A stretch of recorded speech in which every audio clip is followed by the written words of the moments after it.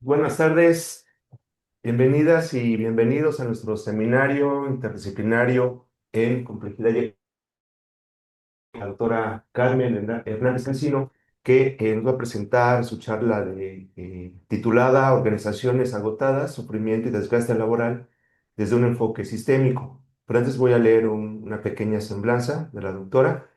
Ella es licenciada en informática por el Instituto Tecnológico del Istmo, maestra en Administración de Organizaciones por la Universidad Nacional Autónoma de México y es doctora en Estudios Organizacionales por la UAM Iztapalapa. Tiene una estancia de investigación en licenciatura en el Laboratorio de Procesamiento del Lenguaje Natural en el Centro de Investigación de Computación del IPN. Eh, ha tenido o ha realizado una estancia de movilidad, un doctorado en la Universidad de París, Dauphine, en el equipo de investigación de gestión y organización. Ha realizado un postdoctorado en organizaciones como sistemas complejos y redes complejas en la Universidad Autónoma de Querétaro.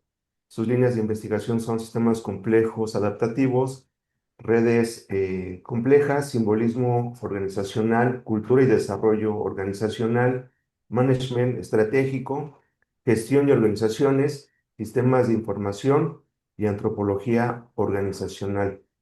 Es profesora investigadora asociado de la UAM Xochimilco en el Departamento de Producción Económica. Tiene reconocimiento SNI como candidata. Cuenta con experiencia profesional y laboral en el ámbito de seguros, especialmente en gestión de procesos, prevención de riesgos, información y estadística, normatividad, business intelligence, data mining, capacitación y clima laboral. Ha implementado proyectos que han contribuido a la mejora de procesos y al clima laboral en las organizaciones donde ha trabajado. También ha recibido reconocimientos por estos logros, como el premio Applause, Zurich Seguros y el premio del concurso Círculo de Honor de ING AXA Seguros. Entonces, bueno, es un gusto que nos acompañe, doctora, en esta tarde. Entonces, le cedo la palabra para que inicie su presentación.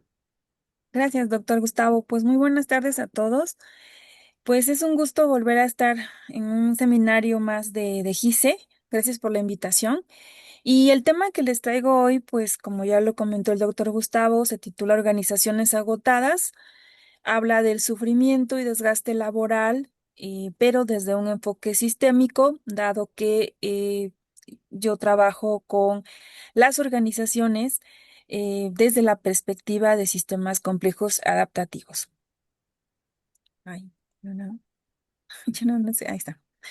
Y bueno, quiero comenzar esta plática o esta conferencia con una frase de Christophe de Joux cuando nos dice que el trabajo es una desgracia socialmente generada.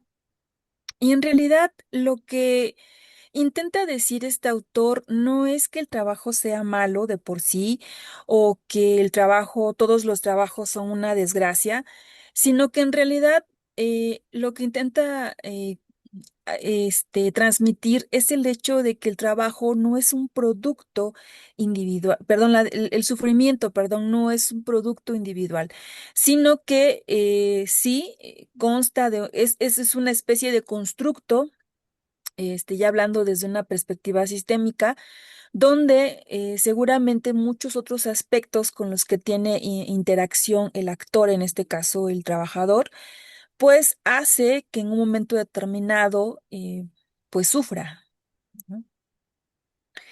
Y bueno, eh, pero ¿qué es el trabajo en sí? Pues desde la perspectiva de Carcenti es un aspecto relacional. Esto quiere decir que al igual que el sufrimiento, perdón, al igual que el sufrimiento y otros tipos de aspectos emergentes, liderazgo, trabajo en equipo, cooperación, control, etcétera, son aspectos emergentes que se llevan a cabo a través de las diversas interacciones en un entramado complejo y social, como dice Castain, cuando él sí habla desde una perspectiva sistémica, en el concepto de qué es una organización desde una perspectiva compleja adaptativa.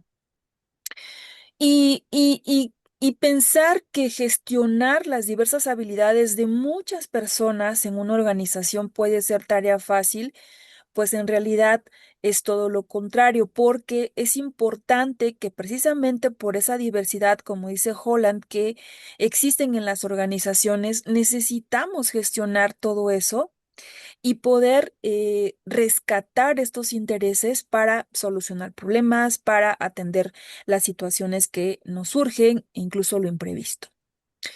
Y Castain, en su libro de simbolismos y en su libro de antropología organizacional, también porque este autor habla siempre toda esta parte económica y todo, pero desde una perspectiva sistémica, él comienza hablando de que todo ser humano pues tiene sus propias representaciones mentales y cada ser humano necesita apoyarse en mitos, en sus propias creencias, en los signos y símbolos y su contexto cultural para poder generar ciertos comportamientos que lo van a llevar a realizar las acciones que tenga que hacer en la sociedad y obviamente en las organizaciones en las cuales posteriormente trabaje.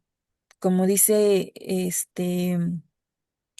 Hit, nosotros somos seres que nacemos, crecemos, nos desarrollamos y nos morimos en las organizaciones. Entonces, siempre necesitamos estos aspectos para poder comprenderlas. Son aspectos estudiados, no quiere decir que siempre estamos pensando, ay, ¿por qué estaré en una organización? O sea, generalmente eso no lo preguntamos porque es un aspecto muy natural que nos pasa. Y hablando de eso, bueno, también es importante a partir de esto entender que los actores o los seres humanos, pues somos integrales. Jean nos habla de que el ser humano no solamente es un aspecto único. En un momento determinado, sí somos seres individuales, porque es precisamente lo que nos determina, pero también somos seres sociales porque somos seres o somos personas que no podemos o estar mucho tiempo solos. Siempre estamos trabajando en equipo, las organizaciones son trabajos en equipo y todo, la sociedad, ¿no? El mundo es trabajar con otros, con grupos, pero también somos seres de pensamiento y palabra porque si bien todo lo que desarrollamos, pensamos, pues también lo queremos expresar.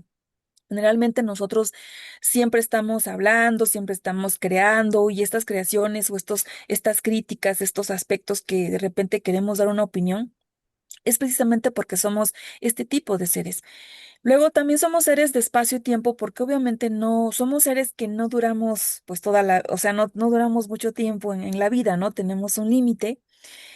Y el espacio en el que nos desarrollamos es muy importante para nosotros. Si bien Shannon nos habla de que el hecho de que una persona tenga un espacio especial en una organización empieza a crear una identidad en el ser humano. Esto quiere decir que si sea cual sea el lugar que me den en una organización, pero me dicen, en este espacio vas a trabajar, ese espacio comienza a crear un sentido especial en el que yo voy a poder desarrollar lo que tenga que hacer. Y más, por ejemplo, porque somos seres de deseos e impulsos. En un momento determinado, yo también deseo tener todo lo mejor, como dice Castaing en un campo, ¿no? Lo vamos a ver más adelante. Pero también este mismo deseo me lleva a hacer en un momento determinado algunas acciones que pueden ser generadas por ciertos impulsos o no.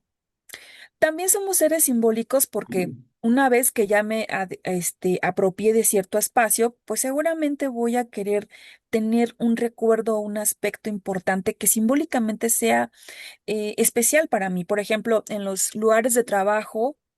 A veces, depende de la organización, por supuesto, las personas pueden tener las fotos de la pareja, de la mascota, de los hijos, o simplemente de esa película o de ese actor o actriz, lo que sea, que nos guste, ¿no? Y que de un momento determinado nos motive, porque es un aspecto simbólico importante para nosotros. Entonces, somos de este tipo de seres, pero ahí viene el último aspecto en el cual voy a desarrollar la charla, es porque también somos seres de placer y de sufrimiento. Quiere decir que también ya lo traemos inmerso, ¿no? Podemos, por un lado, entender que las organizaciones eh, nos dan, nos puede dar el hecho de trabajar en una organización un placer muy especial, pero al mismo tiempo nos puede dar este aspecto de sufrir en ellas, ¿no? Y esto quiere decir que las relaciones humanas son mucho más complejas de lo que nosotros pensamos. Es decir, no solamente se dan como una estructura formal, que tiene que ver con lo que está escrito, que tiene que ver con un contrato, sino también por aspectos informales, que bueno, seguramente no, perdón, que seguramente no estábamos viendo, o sea, perdón, perdón, que seguramente no es por que me tocó trabajar con esa persona con quien yo tengo que estar relacionándome siempre. Ay, perdón, perdón, es que, Sí, no te preocupes, Carmen.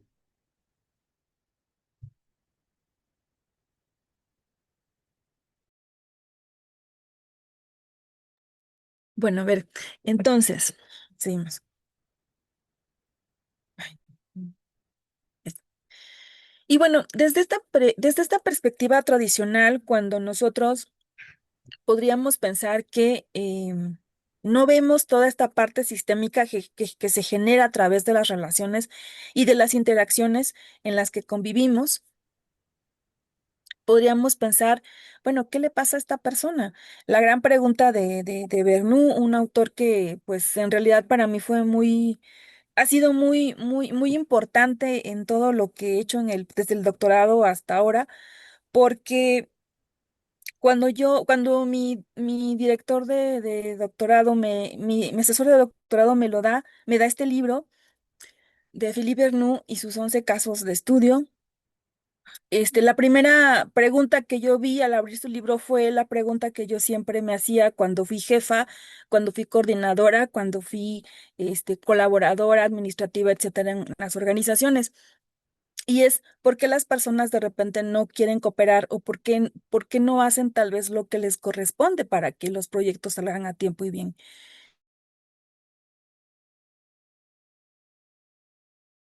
Absortos, o sea, si no conocemos más bien toda esta parte de lo que está ocurriendo desde una perspectiva sistémica, podríamos pensar esto, bueno, esta persona, ¿qué le pasa? ¿Se quiere ir? No, ¿por qué no quiere cooperar? ¿Qué sucede? ¿Por qué siempre tiene este mal humor o por qué es de esta manera, ¿no?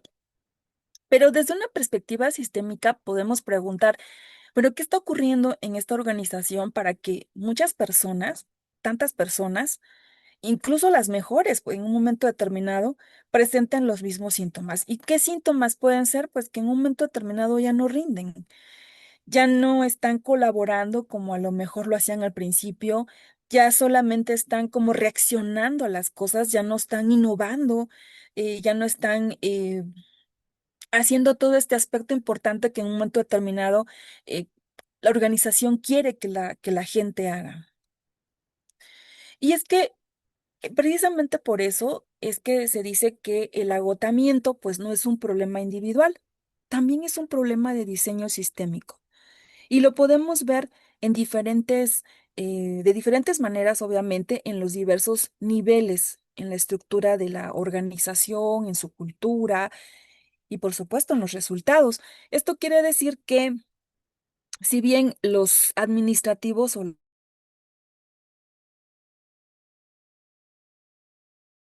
un poquito más abajo, sufren de cierta manera porque a lo mejor tienen que estar adivinando en vez de estar trabajando y creando y resolviendo problemas, tienen que estar adivinando al jefe lo que piensa, tienen que estar, por ejemplo, las personas que acaban de entrar a las organizaciones o que son nuevas, siempre tienen este estrés y siempre quieren quedar bien porque o hacer todo lo que les digan, aunque no sea el jefe, es el amigo de mi jefe y también me pidió esto y pues también lo tengo que hacer. Esta parte del temor o el miedo de que me vayan a correr, o de repente la administración dice, pues a ver, la división de trabajo es precisamente para que tú no tengas dos jefes, y de repente sí, a lo mejor no es formalmente mi jefe, pero si me lo pide el director de otra área, pues ¿qué le voy a decir? No. Entonces, todos esos aspectos van llevando a a un agotamiento que no se genera netamente por el trabajo que yo voy a hacer, sino por los diversos aspectos que rodean a mi trabajo. Por eso se dice que el trabajo pues posee esta doble naturaleza. Por un lado, pues sí, es un aspecto de reconocimiento, es un aspecto de desarrollo personal, lo que yo siempre esperé a lo mejor cuando estudié una carrera, pero de pronto puede convertirse en algo que ya está desbordando mi salud mental. En un momento determinado, este sufrimiento eh, se hace presente cuando ya este reconocimiento que yo pensaba que era importante para mí me está quitando gran parte de mi tiempo. Entonces, ahí ya no es tan bueno en este sentido. Entonces, como les comentaba, los niveles operativos de repente sufren por esta ambigüedad, ¿no? E incluso por falta de control. A lo mejor, si me toca un buen jefe, un buen líder en esta perspectiva, pues tal vez esta persona sí sepa delimitar bien hasta dónde y hasta dónde no. Pero si no lo sabe y a lo mejor me dice, pues usted tiene que hacer lo que tenga que hacer. Alguna vez tuve un jefe que me dijo, alguna vez que le pregunté, bueno, ¿y cómo quiere que yo haga esto? Su respuesta fue, pues usted sabrá cómo lo hace, porque pues usted, para eso la contraté, para que usted me diga cómo lo quiero casi, ¿no? Entonces, esa parte no puede ser así, porque en realidad eh, empiezas a sufrir el hecho de pensar, bueno, voy a adivinar qué es lo que quiere. Y no es eso, o sea, en realidad yo o las personas deben de hacer su trabajo sin estar adivinando porque eso quita tiempo, ¿no? Los bandos medios de repente sufren porque asumen responsabilidades que no les corresponde. O en un momento determinado, por ejemplo, el director les puede decir, esto me refiero a los gerentes o a los que tienen como este nivel de gerencias, les pueden decir, bueno, pues también, ¿por qué no trabajas con el otro grupo, no? Otra, ¿por qué no te traes también al otro grupo y también haces, sí, pero otro grupo no me corresponde? Pues no importa, también lo incluyes, ¿no? Y entonces el no tener la autoridad suficiente puede pasar dos cosas. La primera es que el proyecto no salga porque le van a decir, bueno, ¿y este qué? O sea, no es mi jefe.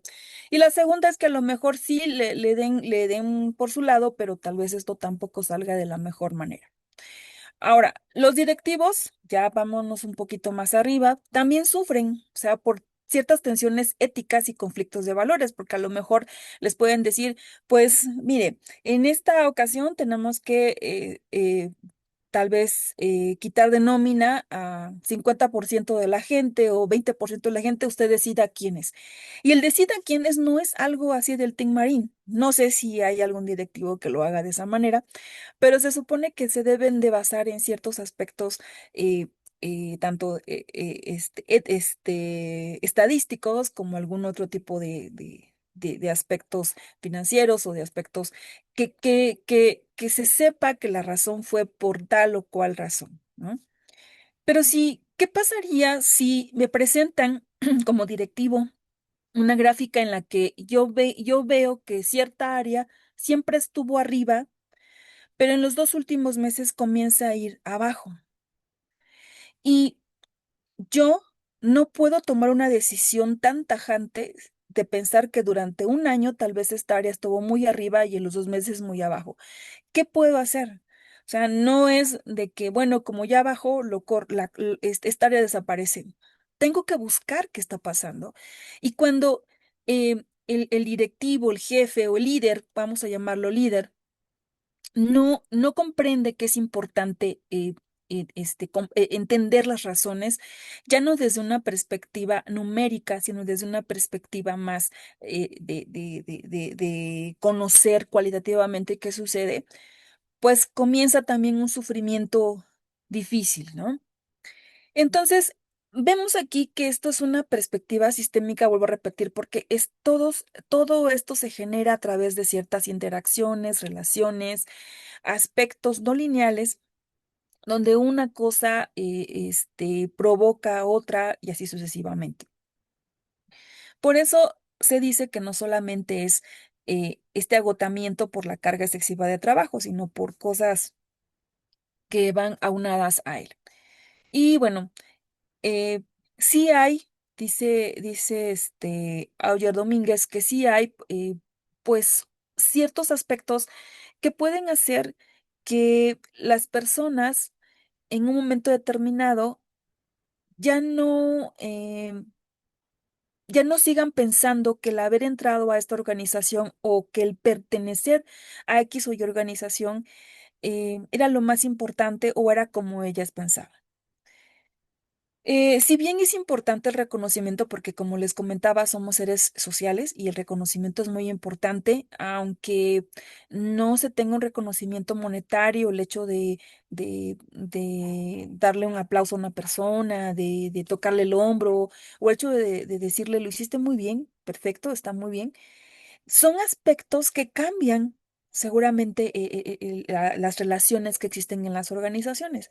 Entonces, cuando yo estoy haciendo o considero que hice bien algo y veo que no percibo nada a mi alrededor, pues tal vez sí comienza como un sufrimiento en mí interno y silencioso de decir, bueno, ¿qué espera? ¿O qué más quiere que le dé? ¿No? Entonces comienza esta parte de sensación de injusticia, frustración, desgaste emocional. No voy a negar que seguramente hay personas que podrían pensar que de repente existe el favoritismo. Bueno, ya esto ya son cosas que se van derivando de esto precisamente, que existe el favoritismo, que existe este, pues no sé, como era mi amigo, mi amiga, el hijo del jefe, no sé, pues se llevan los reconocimientos aunque no se lo merezca. Y cuando la gente percibe que alguien se llevó un reconocimiento aunque no lo merecía, comienzan muchos problemas y comienza esta frustración terrible y un desgaste emocional terrible, porque el que la persona esté con un desgaste emocional impide que haga su trabajo de la mejor manera. Y entonces la organización pues ya comienza a perder, o sea, comienza a perder un recurso. Tal vez no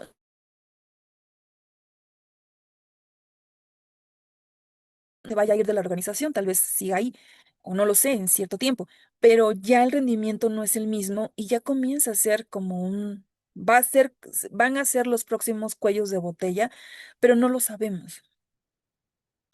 Entonces, en ese sentido, de Jung nos habla de dos aspectos importantes, el trabajo prescrito y el trabajo real. Es verdad que todos tenemos un imaginario antes de entrar a un trabajo.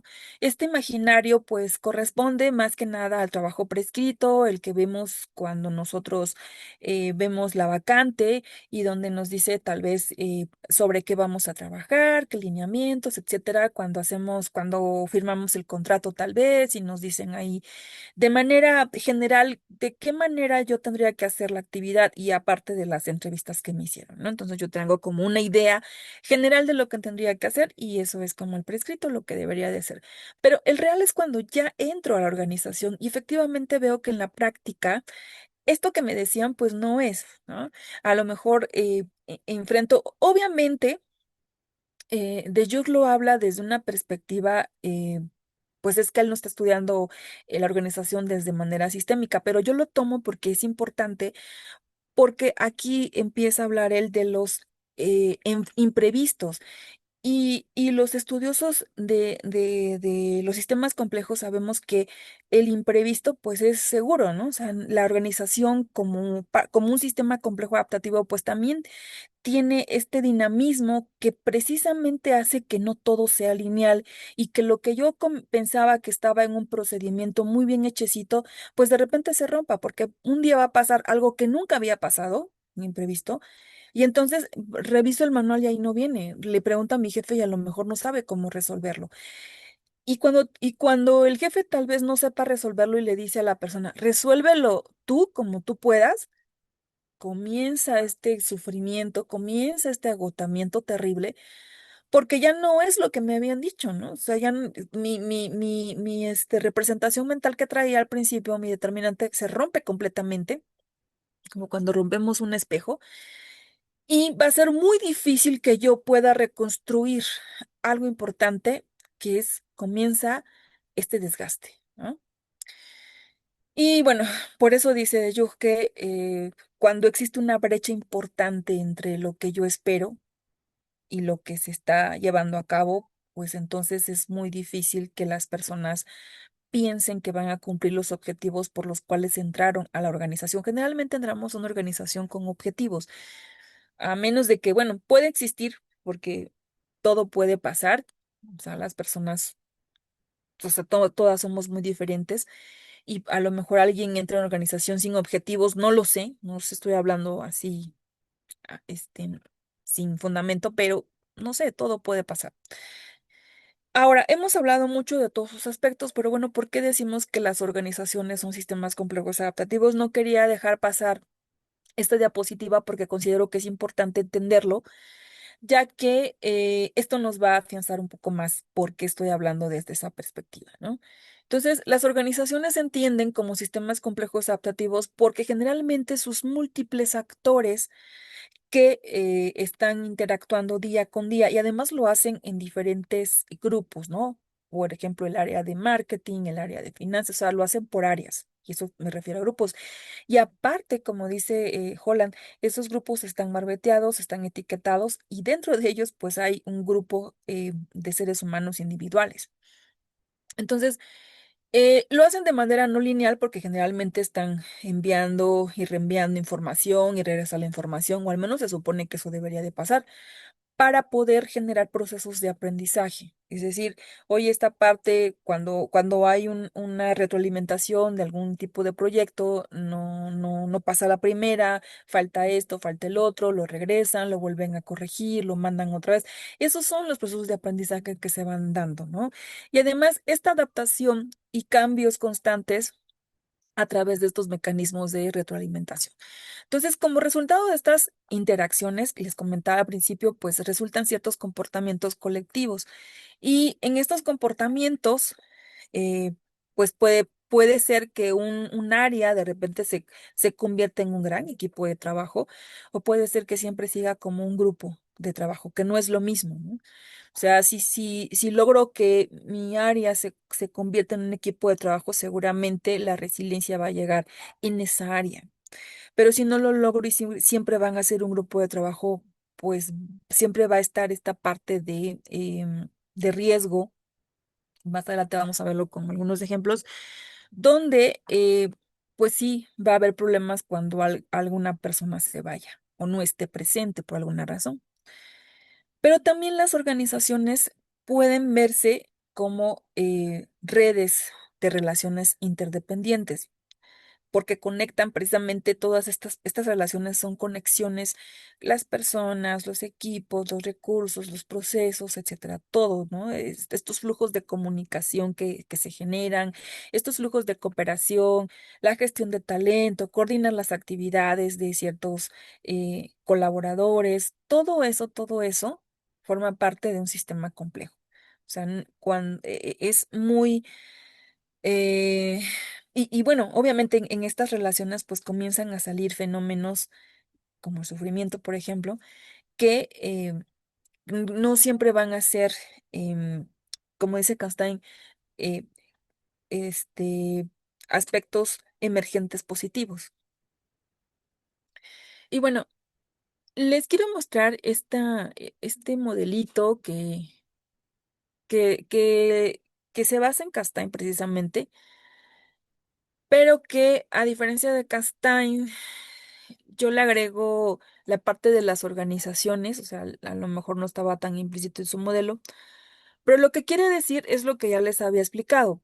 En la parte izquierda donde vemos la lógica de actor, determinantes del actor y todos los aspectos que tienen que ver con los actores, quiere decir que un ser humano o un actor o un individuo en la sociedad, que es el campo, y que también es un sistema complejo adaptativo, porque también está en constante movimiento, pues tenemos una cultura con base en dónde nos criamos o o con quiénes nos criamos, ¿no? Y eso hace que tengamos nuestros valores, nuestra identidad, lo cual no va a desaparecer cuando los actores entren a las organizaciones, que es lo que vemos, ¿no? O lo que representa esto del actor uno 2 y N, porque pueden ser muchísimos. Entonces entramos a las organizaciones y ahí traemos esta cultura, y ahí traemos esta identidad. Y en la organización lo que hace es hacer ciertos filtros, porque lo que intenta o trata de hacer es, bueno, que se reclute o que entre a la organización la gente que tenga un afín con nosotros, ¿no? O que considera la organización a través, obviamente, de las personas correspondientes que hacen este filtro, que generalmente son recursos humanos, que van a poder responder a las diversas, a lo que la organización quiere, ¿no? Para lograr los objetivos que necesita. Y el problema es cuando el actor miente, tal vez, ¿no? Porque un actor, en realidad tú no sabes qué está pensando una persona.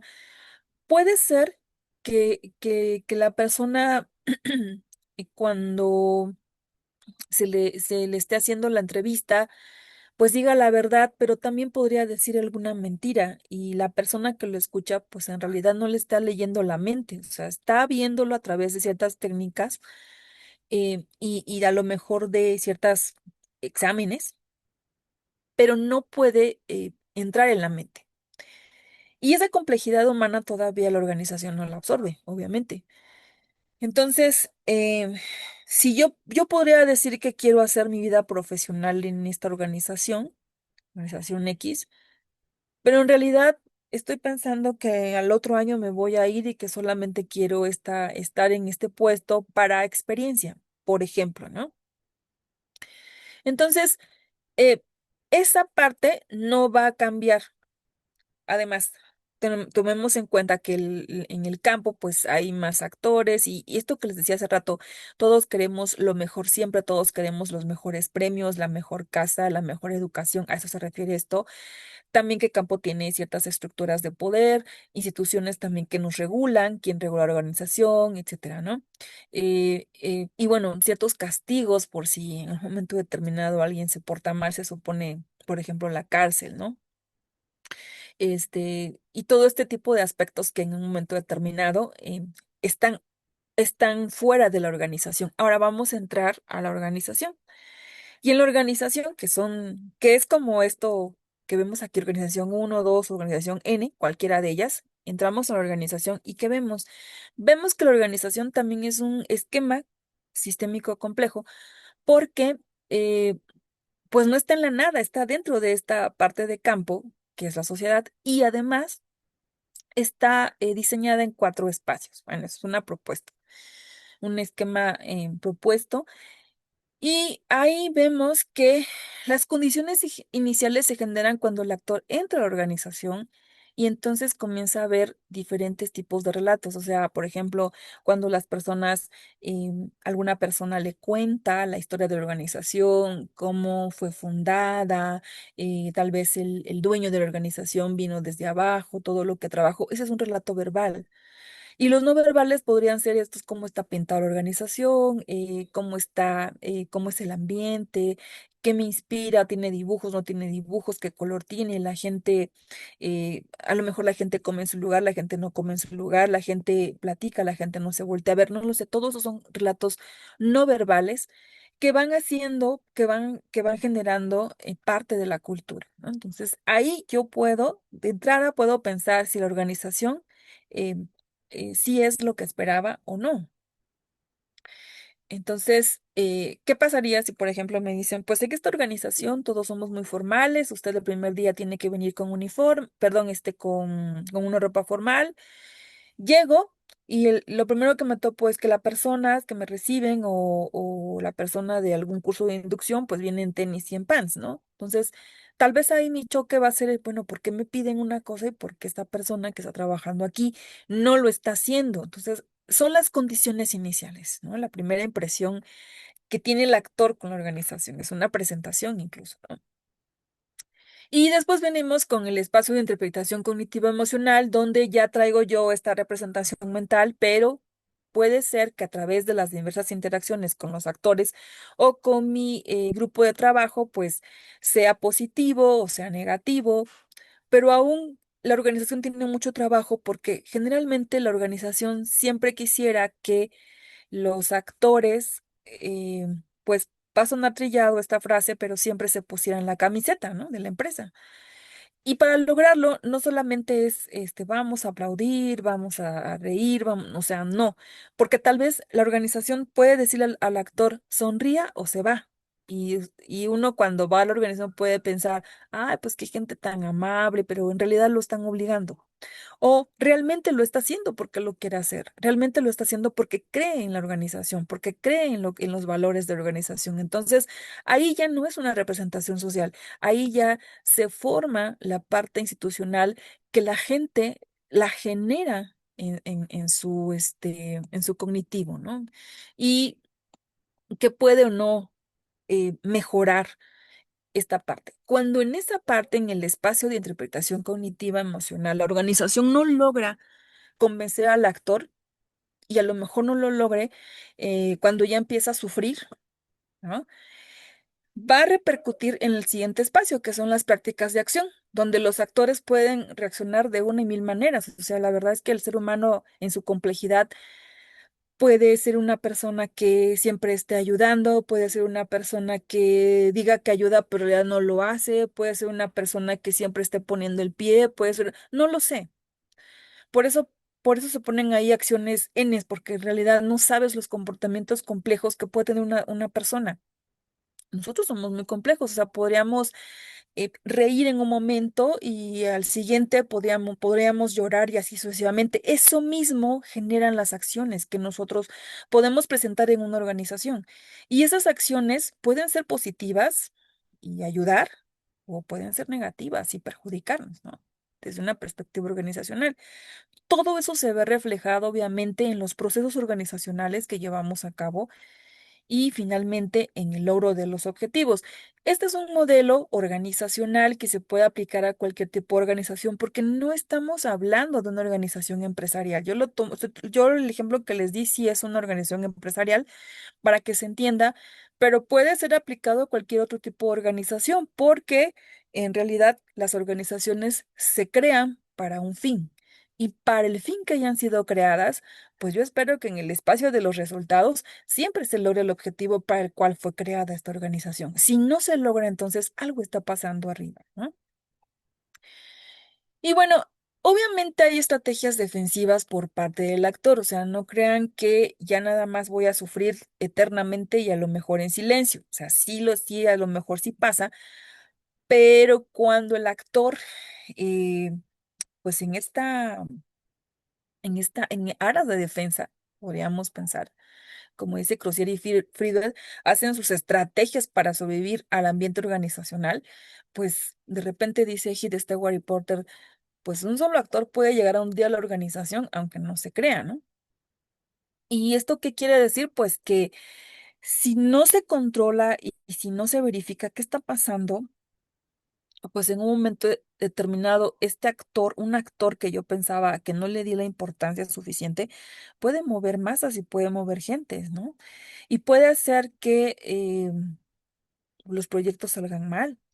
Puede convencer al amigo de al lado o al compañero de al lado que no lo haga tal vez muy bien. No lo sé. Estos aspectos que de repente los seres humanos tenemos y que desarrollamos, pero son aspectos complejos y es que están ahí. Y sí, forman parte de nuestra cultura inicial. ¿Se acuerdan? Nuestra cultura antes.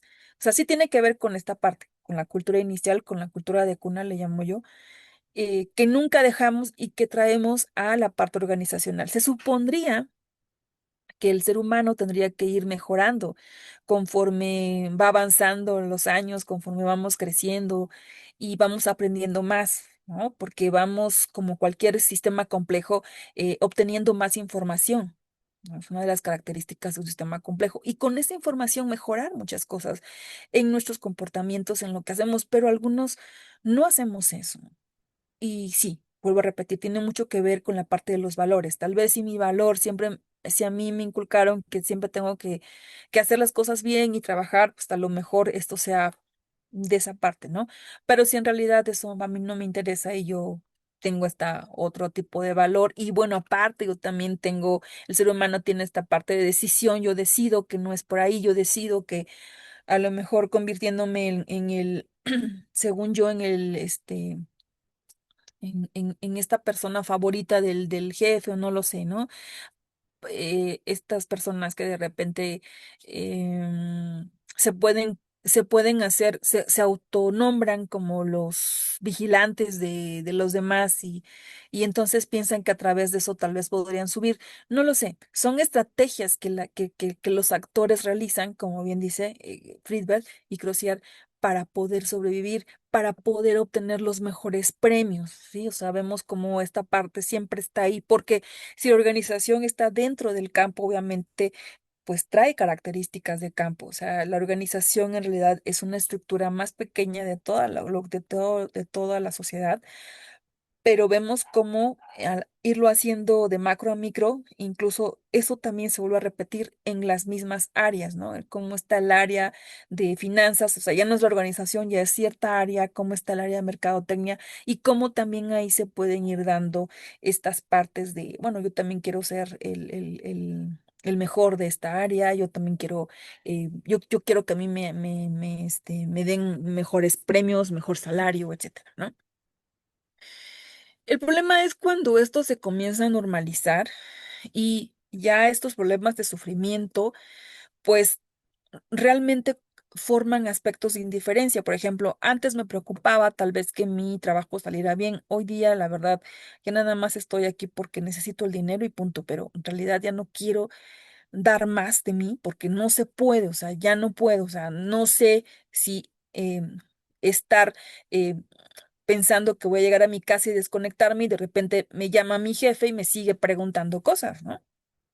Por ejemplo, los profesores que pueden dar clases, pero antes de dar la clase, pues detrás de todo eso hay una especie, ¿no? De toda preparación que no se remunera, ¿no? O que esa parte no se ve. Entonces, pasa en diversas organizaciones, por eso les comento, esto no es únicamente de una organización de tipo empresarial. Entonces, podríamos pensar que algunos de los aspectos a través de los cuales podemos hacer un diagnóstico de esta organización agotada puede ser cuando nos dicen, oye, todo es urgente. Aquí no hay nada que tengas que pensar que es para mañana, todo te urge. O sea, ¿qué más quisiéramos que lo sacaran hoy todo, ¿no?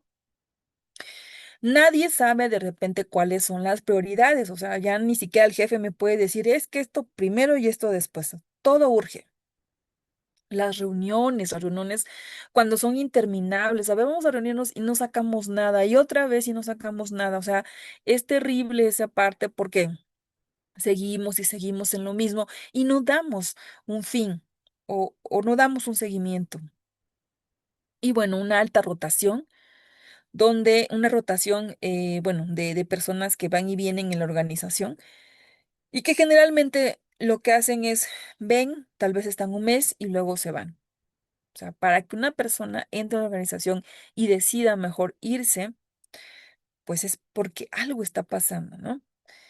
Y bueno, personas emocionalmente desconectadas, estas personas que les digo que de repente la emoción, porque somos seres humanos emocionales también, la emoción forma parte de todo esto. O sea, no puedes pensar que el ser humano que está trabajando, cuando llegue a la organización se le van a ir los problemas que tiene, porque trae un determinante. ¿Recuerdan? Trae una información antes. Y fuera de la organización también es otra persona, tiene otros aspectos, tiene otras relaciones y quieras o no, esto también tiene mucho peso en la organización. ¿Ok? Ahí está. Bueno, entonces, desde una perspectiva, eh, pues, de red o sistémica, podríamos pensar que ahí ya no necesitamos un liderazgo donde pensemos siempre que, pues, como líder yo tengo que estar promoviendo a la gente sin pensar que la colaboración es lo principal, la coordinación y un intercambio constante de conocimiento, porque es importante aprovechar el valor que cada ser humano, que cada persona, que cada actor, como quieran llamarle, está generando al estar haciendo conexiones humanas o interacciones, como se dice desde la perspectiva sistémica, y que Forcano nos recuerda aquí, ¿no? Porque este agotamiento que de repente se empieza a dar a nivel individual, pues seguramente también se va a ir dando como pues una red, un agotamiento en un momento determinado más colectivo. Y puede ser un síntoma muy visible de problemas invisibles o costos ocultos, como le llama Zaval y Sardet, dentro del sistema. Cuando ya no logro ver en esta área, ¿recuerdan el ejemplo que les dije?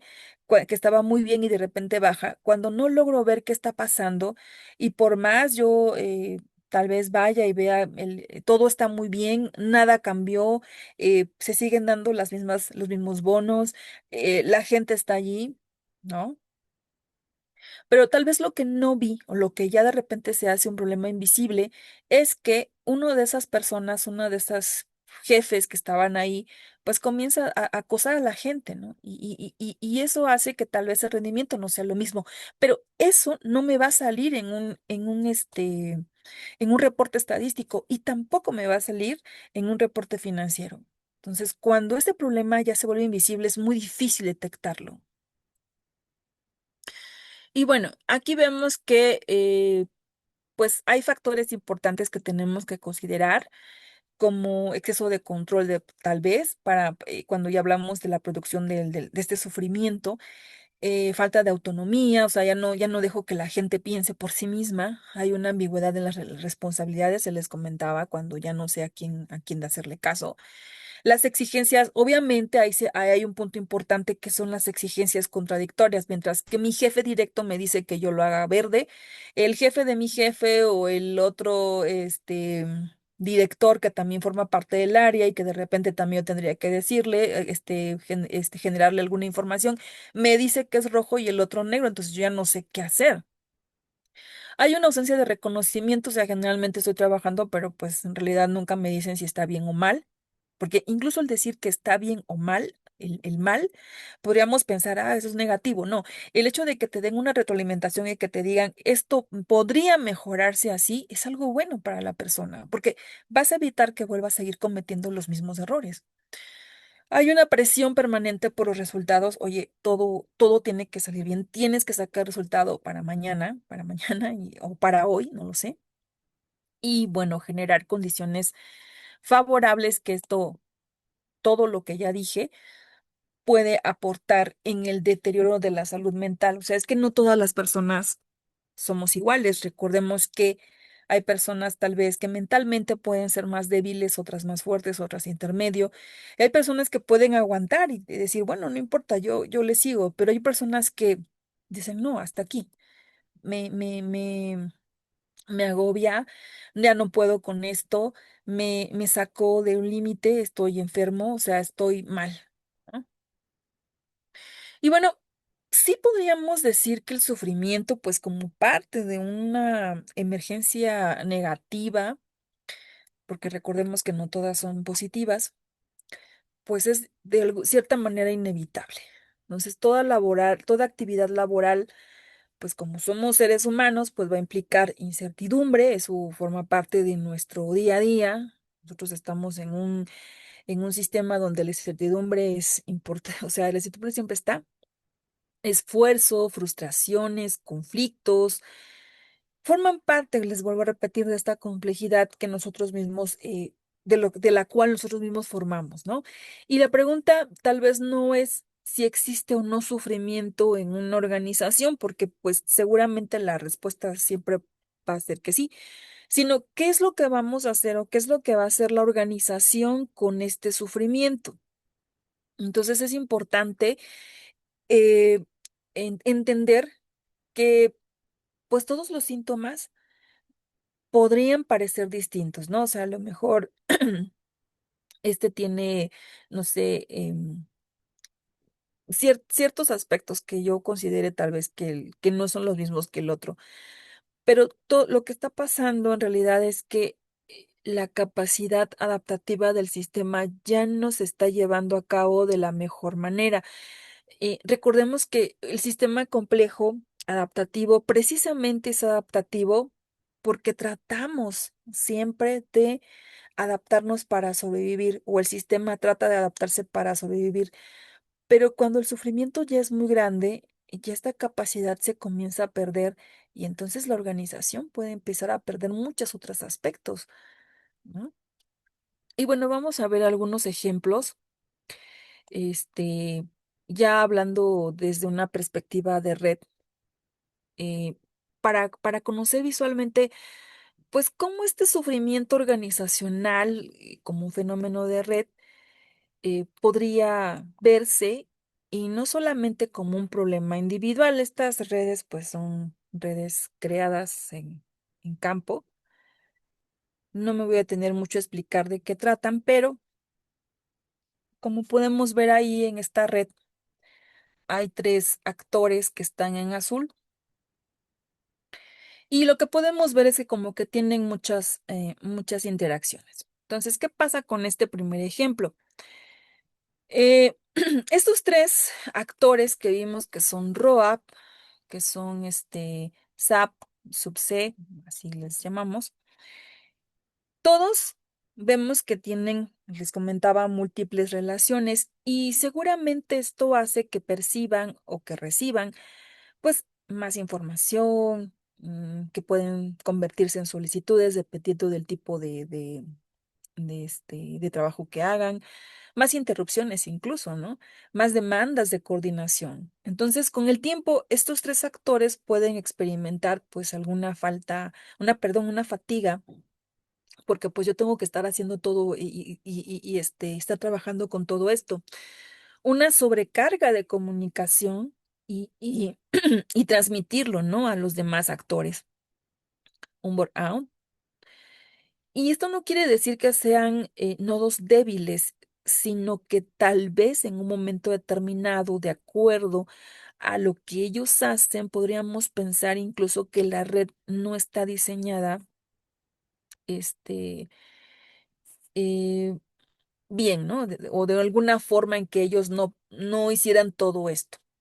Pero por ejemplo, ¿qué pasaría si uno de ellos pues se ausenta, ¿no? Entonces, a lo mejor se puede interrumpir gran parte de la información, de la comunicación, de lo que estén haciendo, de lo que estén generando. Y desde el punto de vista de los sistemas complejos, podríamos pensar entonces que eso los va a volver frágiles, ¿no? Y que la robustez ya no va a ser ya no es tan buena aquí funcionalmente. Y además, la organización está generando un sufrimiento porque está dependiendo excesivamente de ciertas personas. También podemos ver otros aspectos, por ejemplo, los nodos periféricos. Esto me refiero a los nodos que están ya aquí, por aquí, alrededor. Eh, pues ellos tienen pocas conexiones. Podríamos pensar ahí que tal vez hay una falta de reconocimiento, a lo mejor eh, por algo tienen una escasa participación, y por ende pues también tienen un acceso menor a la información que tengan que tener para hacer su trabajo. Y aquí aparece otro tipo de sufrimiento, ¿no? Porque si bien puedo sufrir porque tengo exceso de trabajo, también puedo sufrir porque en un momento determinado puedo pensar que no me están tomando en cuenta para hacer algo.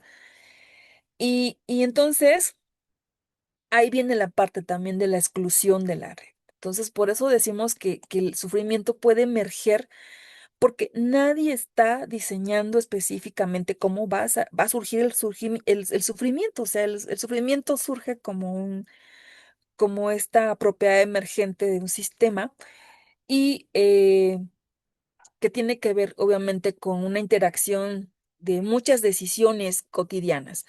Vemos otro ejemplo. En este ejemplo vemos aquí otro tipo de red, también de una organización. Eh, Vale la pena destacar que estas redes son de una organización privada o una empresa. Y vemos aquí, son de áreas. de una empresa.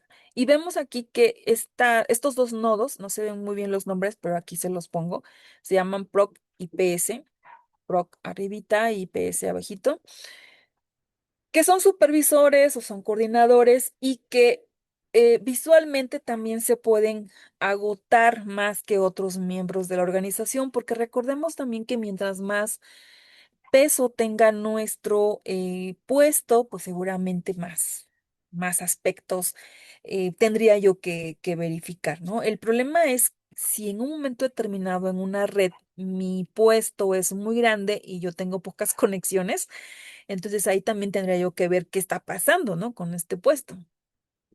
Ahora, no necesariamente tienen este agotamiento porque trabajan más horas, sino porque seguramente reciben muchas más demandas de otros actores para hablar con ellos, recibir información, gestionarla, etcétera, manejar conflictos, coordinar actividades. Y bueno, parte de la tarea principal de los jefes es precisamente absorber esta incertidumbre y ver cómo se va a trabajar con ella, que a veces eso no es tan fácil. Y el sufrimiento en el trabajo, entonces, exige mucho más de lo que se podría reconocer en un trabajo formal. A lo mejor, PRO, por decirlo así, es un puesto definido, pero PRO no solamente está realizando lo que le corresponde, también puede ser que esté conectándose con otras personas y dando información a otras personas que a lo mejor otra persona tendría que hacerlo. Pero bueno, está resolviendo problemas porque, pues, tal vez es una persona que dice, bueno, si yo no lo hago, ¿qué va a pasar, no? Eh, y esto podría recordarme a un caso en una organización cuando eh, las personas acudían a otra gerencia, no con su gerente, sino a otra gerencia, a que les dieran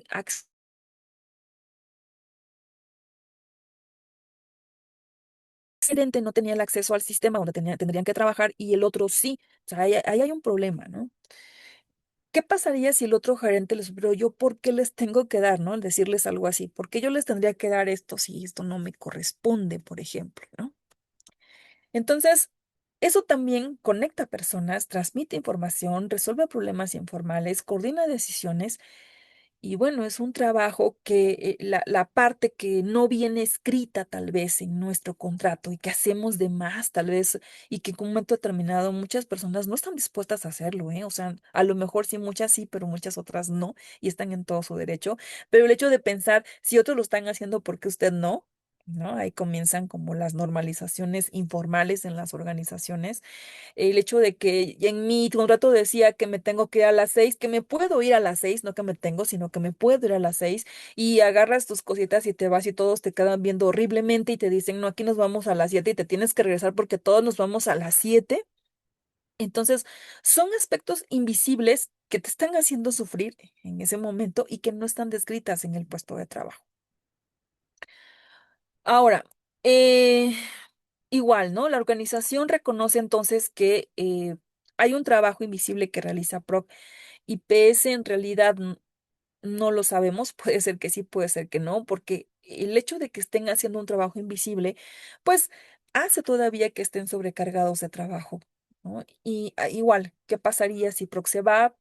Pues habría problemas, se retrasa el trabajo, la comunicación se complica y volvemos a lo mismo, cómo está diseñado el sistema. Y finalmente vemos este ejemplo 3 donde vemos que igual hay tres actores. Y en estos tres actores lo que vemos es igual una sobrecarga tal vez de conectividad. Por ejemplo, tomemos al actor Dair. Y Dair lo que dice es que tal vez está concentrando mucha información, muchas consultas, muchos problemas, muchas solicitudes, muchas gestiones, muchas coordinaciones. Y en un momento determinado le va a afectar y va a tener una fatiga, ¿no? Porque está haciendo cosas, muchas cosas, o por él pasan muchas cosas. Entonces, yo, por ejemplo, en este aspecto diría que el trabajo es mucho más amplio de que el trabajo formal, aunque eso generalmente siempre pasa, ¿no? Y el tener un puesto pues no garantiza el hecho de que nada más se tiene uno que dedicar a eso. Así que la red también puede mostrar que hay una integración, bueno, que este actor realiza integración, mediación, comunicación, resuelve conflictos, transfiere información a los demás actores, pero tal vez esta parte nunca aparece en el organigrama. Y hay dependencia organizacional, pues sí, o sea, igual que las otras redes, vemos que hay una dependencia, que la red de alguna manera, en las tres redes podemos ver que si uno de esos actores que tienen muchas conexiones se va, pues de repente hay una vulnerabilidad por lo que está pasando y la forma en cómo se distribuye el riesgo tal vez no es la mejor. Entonces, eh, esto no quiere decir que esté mal el actor tal vez, o sea, la organización además tendríamos que preguntarnos si está reconociendo todo este trabajo invisible que hacen estos nodos, porque bueno, aspectos importantes como lo que les comentaba, pues a veces no se puede medir, ¿no? Entonces hay una gran carga psicológica, acuérdense que somos seres emocionales y aunque aquí nada más los vemos como rueditas, como nodos, cada actor trae una emoción, ¿no? Que también no podemos ver aquí al 100%. O sea, eso tenemos que ir y también tenemos que ir verificarlo en campo, ¿no? Y bueno, ya cerrando, pues vemos que hay paradojas. Una de las grandes paradojas organizacionales es que de pronto con todo esto, pues los actores más valiosos para las organizaciones, y con esto me refiero a los actores que están más conectados, ¿no? Podría ser en ese sentido, hablando en ese sentido, pero bueno, es un ejemplo. Puede ser que de pronto se vuelvan también los más vulnerables para desgastarse porque pues conectan a muchas personas, resuelven muchos problemas y el mantener mucho flujo de información pues los puede ir desgastando mucho más rápido, ¿no? Sin embargo, aparte, sin ellos, la organización se fragmenta. Entonces, de pronto, al ser muy valiosos, también se pueden volver un riesgo, precisamente porque están soportando cargas invisibles, ¿no?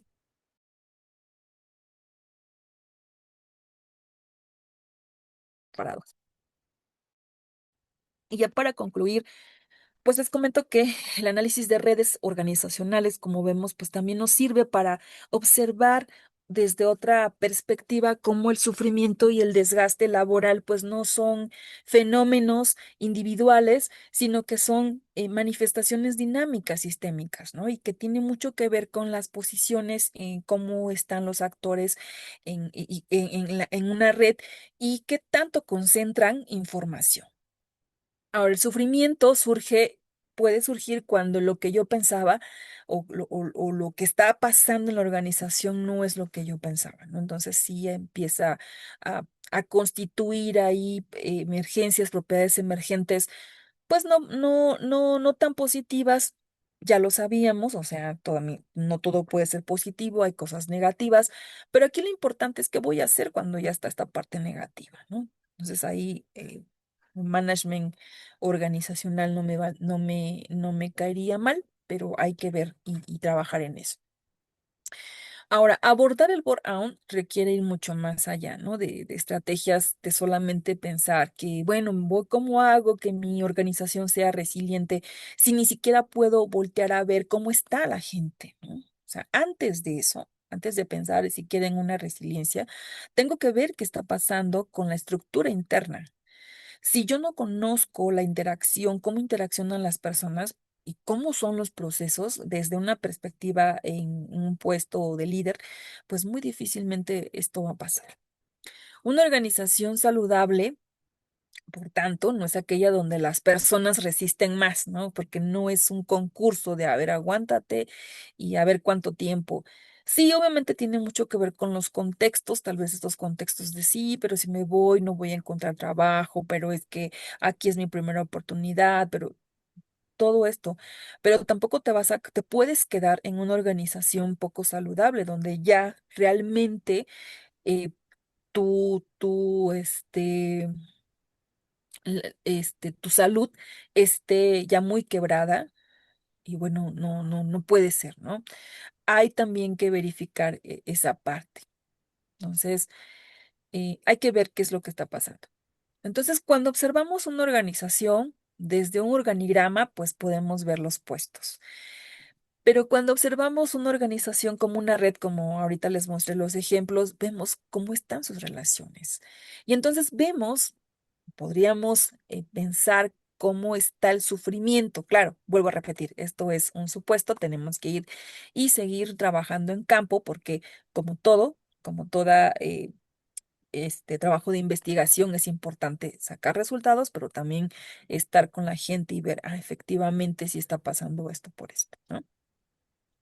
Ahora, cuando analizamos la organización como un sistema complejo, entendemos, vamos a poder comprender, no solamente entender, que el agotamiento no solamente reside en las personas, sino también se agota esta parte de las dinámicas de interacción, se agota la forma en cómo se está distribuyendo las cargas invisibles de todo el sistema, se agota el sistema. Y cuando una organización se agota, pues es difícil que los objetivos que veíamos al final de la organización se logren, ¿no?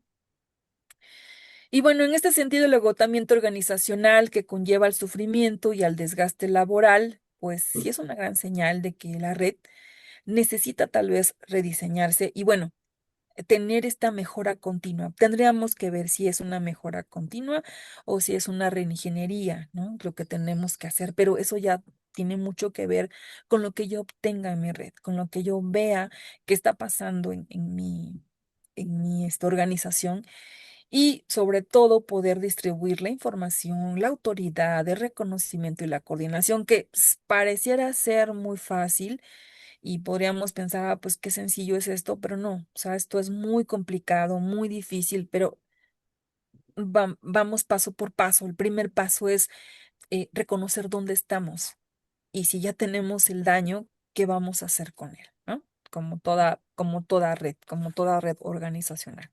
Y bueno, con eso yo terminaría mi plática, mi conferencia. Entonces dejo de compartir.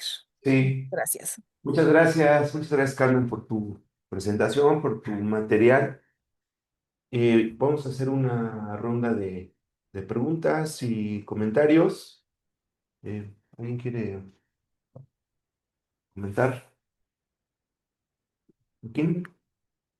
¿Quieres primero? Hola Carmen, buenas tardes. Está interesante el tema, esto de las redes aplicadas en las organizaciones. En esta ocasión, ah, la parte del sufrimiento y en las organizaciones me parece, pues no había escuchado ese planteamiento, me parece novedoso. Me gustaría preguntarte si hay bibliografía o hay referencias sobre cómo se ve una red de una organización que con poco sufrimiento, ¿no? De estas que funcionan y su gente está feliz, que están trabajando coordinadamente y que no tienen una dependencia central, ¿no? Digamos, entre sus gerencias o autoridades. Y bueno, eso para empezar. A ver qué nos comentas. Gracias, Joaquín. Sí, Carmen.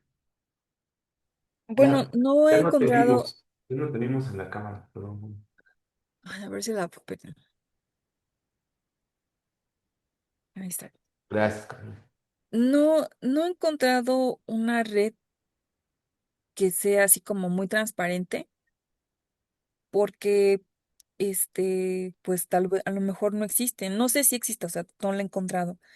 Habría que buscar más, pero considero que si bien tal vez podamos ver que los nodos tengan mucha carga de información y lo que sea, aquí lo importante sería cómo lo vamos a gestionar, ¿no? Y ver de qué manera podemos mejorar ese planteamiento para que la red pues no se vea tan saturada.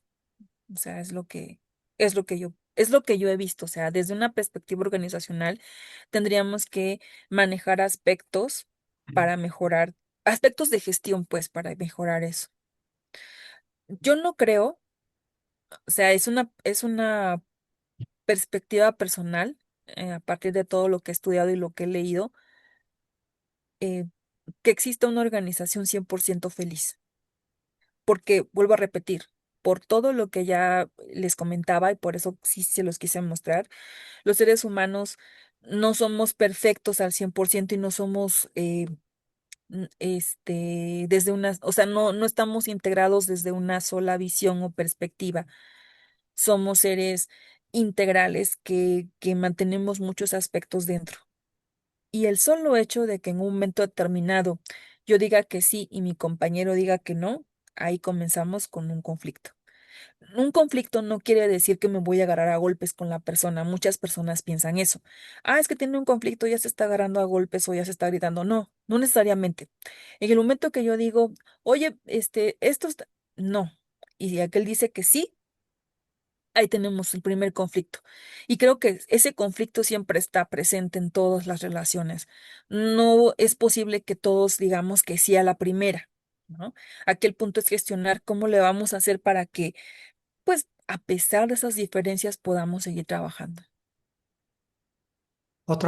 Gracias, Carmen. Otro aspecto que quería preguntarte es si has visualizado estas relaciones en esta red como relaciones de cooperación. Lo mencionaste en la exposición, pero a lo mejor analizar en qué nivel está la cooperación y a lo mejor poder trabajar estas eh, modelos de cooperación que se tienen y pues a lo mejor analizar la red por capas, ¿no? Una capa con cómo fluye la información, una capa de responsabilidades o tal vez una capa de autoridad, que eso, pues más que buscar desglosar la red, es buscar pues no centralizarla toda como un solo nodo, ¿no? Un nodo con muchas aristas que representan todas estas cosas que queremos analizar al mismo tiempo, ¿no? Información, responsabilidad, autoridad y a lo mejor plantear que eh, una vía para resolver este asunto del sufrimiento es redistribuir sufrimiento en la red, porque si nada más se estresan algunos nodos, pues a lo mejor redistribuir esa centralidad podría redistribuir sufrimiento. Digo, no tendría que ser directamente proporcional, pero no sé si eso es posible en organizaciones. Sí, sí se podría hacer, pero bueno, eso sería como una mejora que habría que checar, que habría que hacerle a la red y al tema, ¿no? Yo no lo había visto así, pero sí, o sea, sí, sí entiendo que la redistribución de los nodos podría ayudar mucho. Este, la cosa aquí es que efectivamente se haga, ¿no? O que pueda ser posible para que en la red se funcione también, ¿no? Ujú. Gracias. Gracias. Gracias. ¿Algún otro comentario? Bueno, buenas tardes. Me pareció muy interesante su presentación y Gracias. angustiante. Me causó sufrimiento. Eh, es que le quería preguntar si usted sabe qué hacer cuando en una organización, y hablo, por ejemplo, como las que tenemos en las universidades, por ejemplo, aquí en la universidad.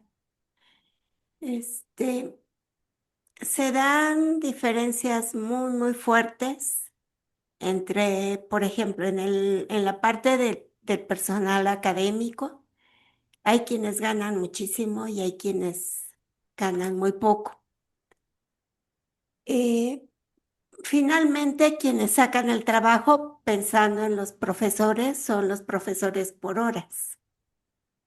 Y el, es muy curioso, pero Se dan en muchas personas grados de frustración muy fuertes, pero en otras, no dejan de trabajar y de ser profesores muy activos y muy capaces con sus alumnos. Incluso a veces siento que se sienten muy motivados por su trabajo.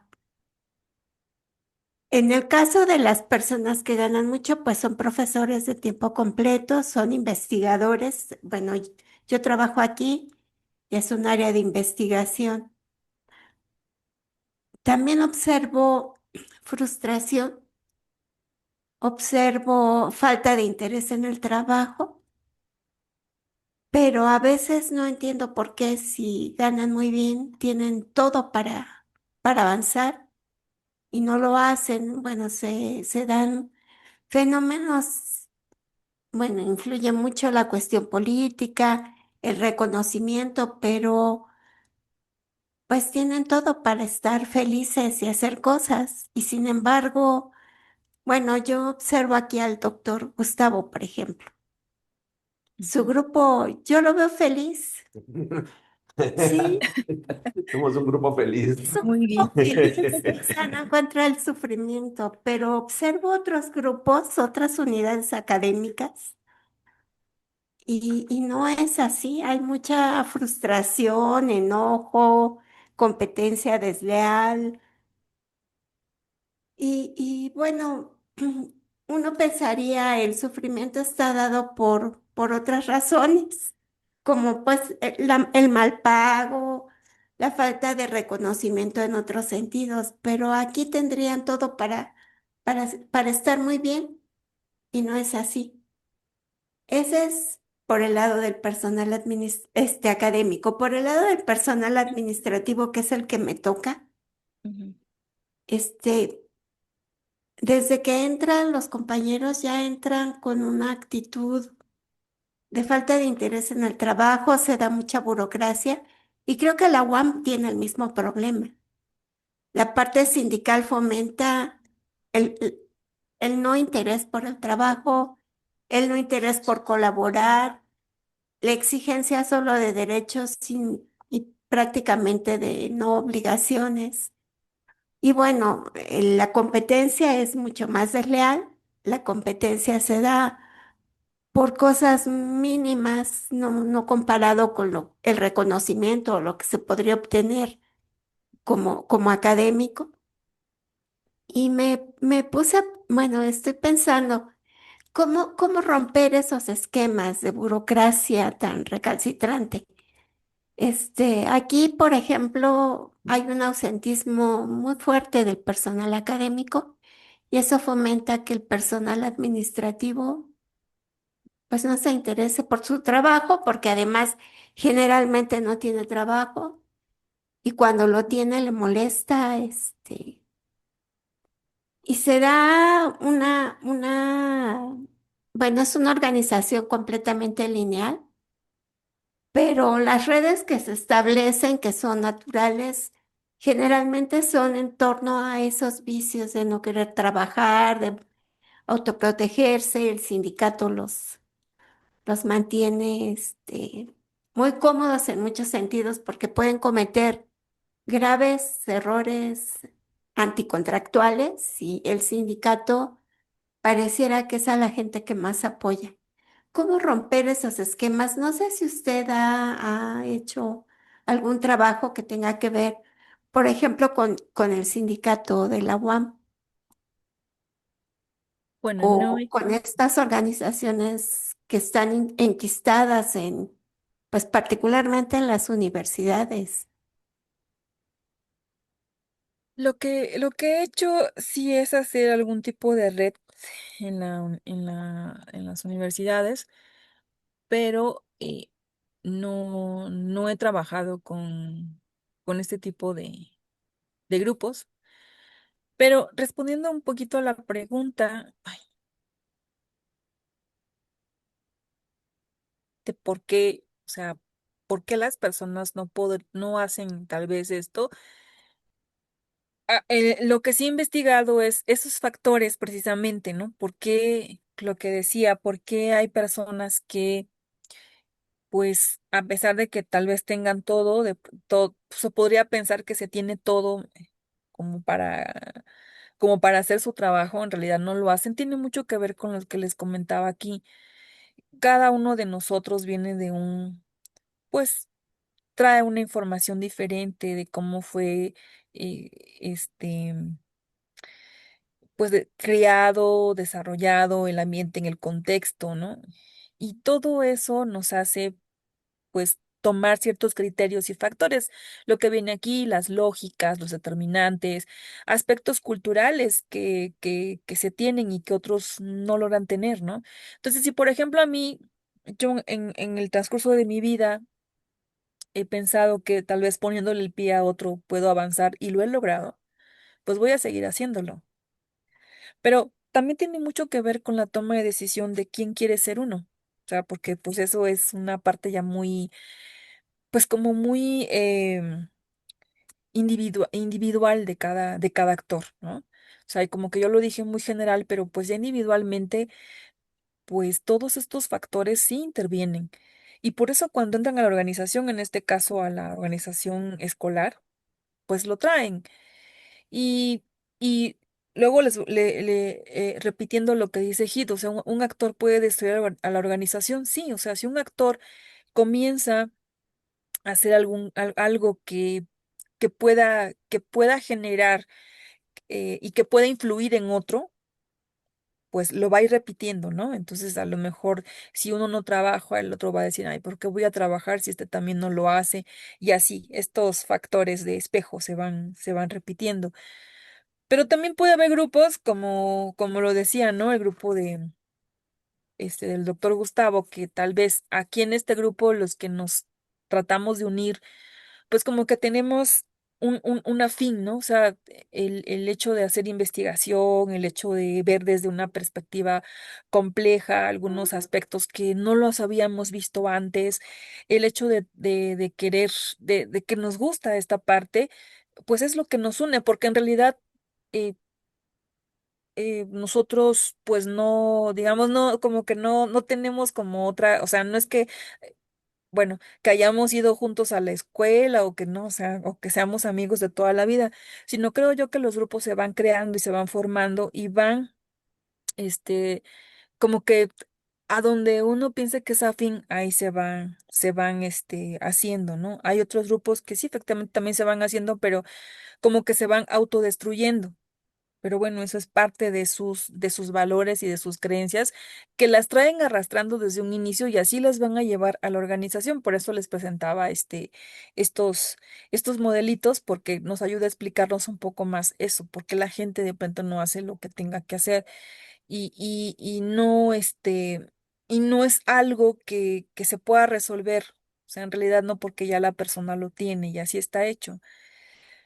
Entonces, lo que nos queda pues es pues seguir haciendo lo que tengamos que hacer nosotros para mejorar y poder ayudar a la organización para el logro de sus objetivos. Bueno, esa sería como una respuesta muy, muy personal, pero también esa pregunta que usted me hace, yo la dejaría abierto a cada una de, de los que están en la mesa, ¿no? O sea, ustedes qué piensan o ustedes qué consideran, es lo que yo podría decir. Sí, es una pregunta para pensarla, reflexionarla. ¿Qué quieres? Sí, bueno, muchas gracias, doctora Carmen. La verdad es que cuando yo leí el nombre de la presentación que iba a hacer, pues me impactó mucho porque es un tema que creo que debería ser muy estudiado y no es estudiado como debe ser, ¿no? Yo quiero compartir algunas cosas que me llaman la atención y a lo mejor que pueden ayudar a aportar líneas de trabajo o de enriquecer el trabajo. A mí me llama mucho la atención la norma que surge en 2018 de riesgo psicosocial en el trabajo, ¿no? Porque es una norma que, aunque aparece en México, viene de la regulación internacional y México estaba obligado a implementarla.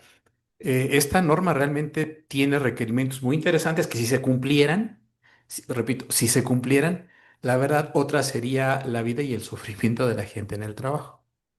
Ahora, yo creo que ninguna regulación nos va a quitar ese sufrimiento por muchas razones y quiero poner algunos ejemplos, ¿no? Primero, esta regulación, aunque ha surgido,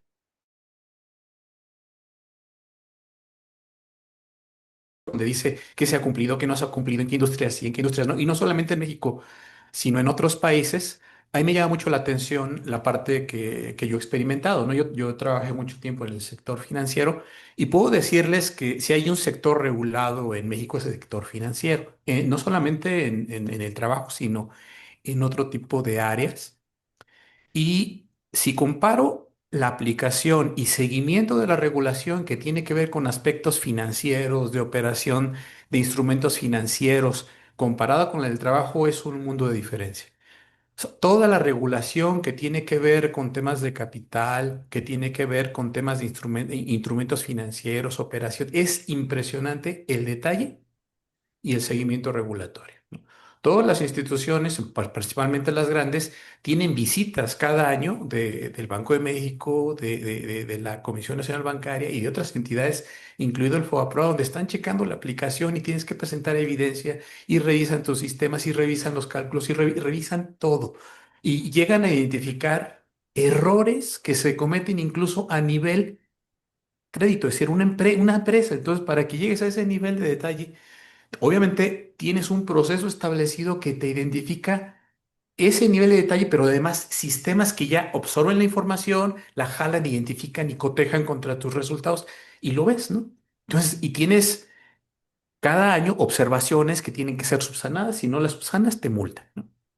Yo no he visto ninguna que se haga para esta norma y esta norma es muy importante, porque checa justamente ese burnout, ahí está identificado cómo se da, si se cumplen o no las jornadas, si existe mal ambiente, todo lo que está regulado y nombrado ahí y que en otros países llaman, por ejemplo, que al menos en instituciones universitarias el 32% dicen que tienen hay ese tipo de riesgo psicosocial. Entonces es importante. Yo no tengo una norma que había que ver el informe que sacaron en 2024 de cómo está en México la aplicación.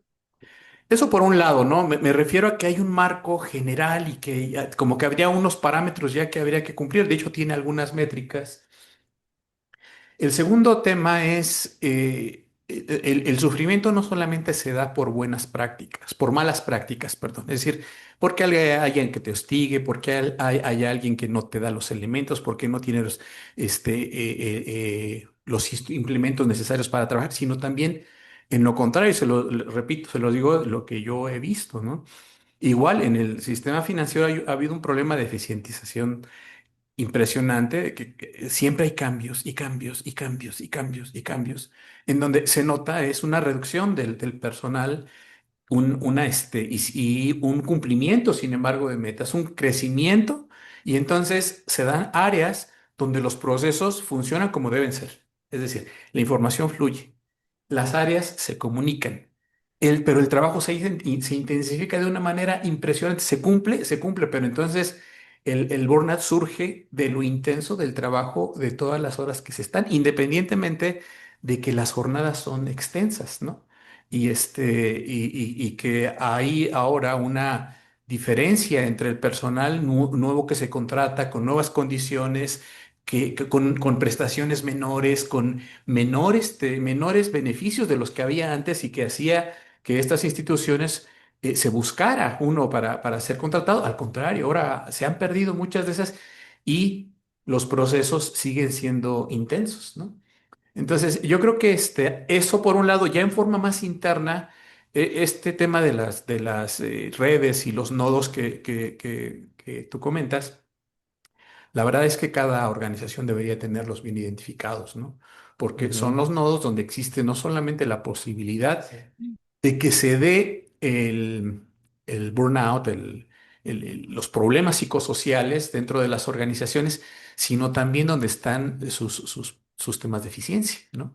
Bueno, son los temas que yo quería comentar.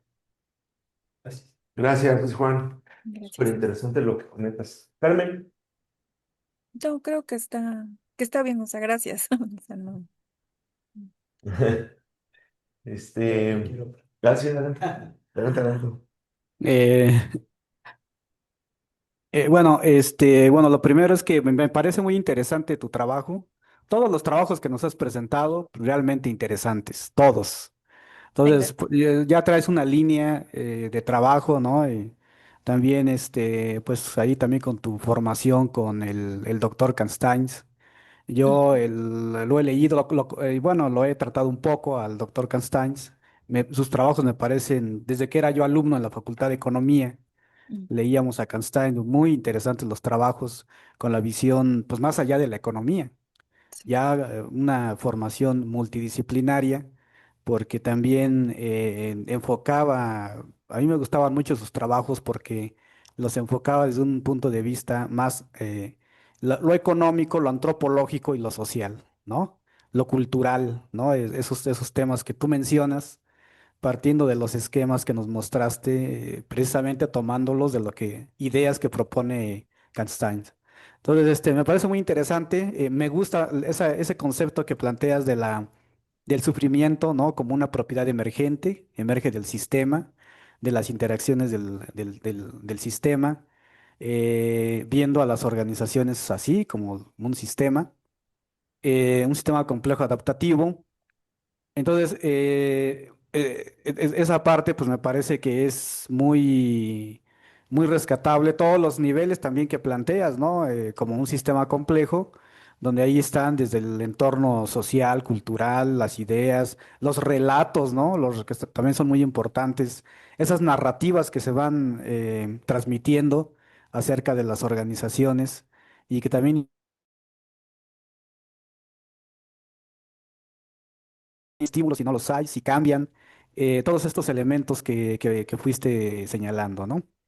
Bueno, en cuanto al comentario que hizo Lupita de que este grupo pues se ve feliz, este, bueno, ¿Se ve?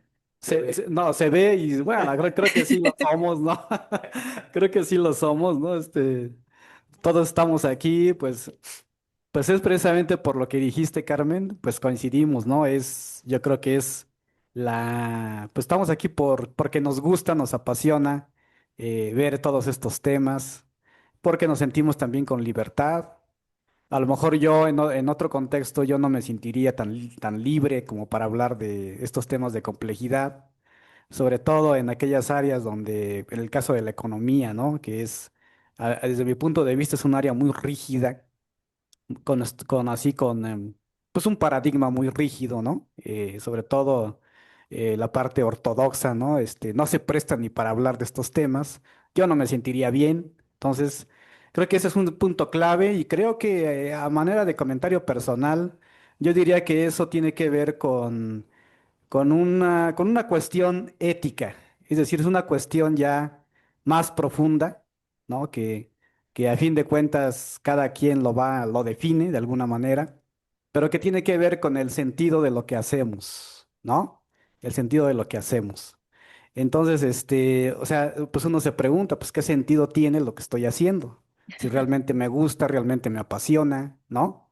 Entonces, pues si me ponen en un lugar en donde yo no me siento a gusto porque hago algo que si yo me pregunto qué estoy haciendo, si esto realmente me apasiona, me gusta, pues a lo mejor descubro que no me gusta y eso ya me lleva a la frustración. Entonces, pues es eso, ¿no? Es una cuestión, yo creo que, pues, ética, se puede plantear así.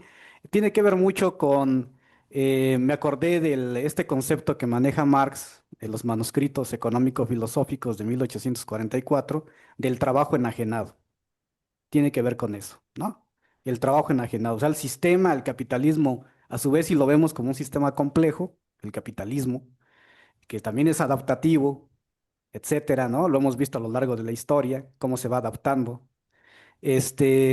Pues ahí podemos ver que pues hay ciertas, eh, eh, en cuanto a por ejemplo, la relación laboral, la cuestión del trabajo, la relación hombre-naturaleza, etcétera, que ya son temas que abordó Marx en ese manuscrito de juventud, ¿no? Es un escrito que que Marx fue elaborando en su etapa muy filosófica, previo al escrito del Capital, pero que sigue presente en el Capital de alguna manera, ¿no? Está ahí presente.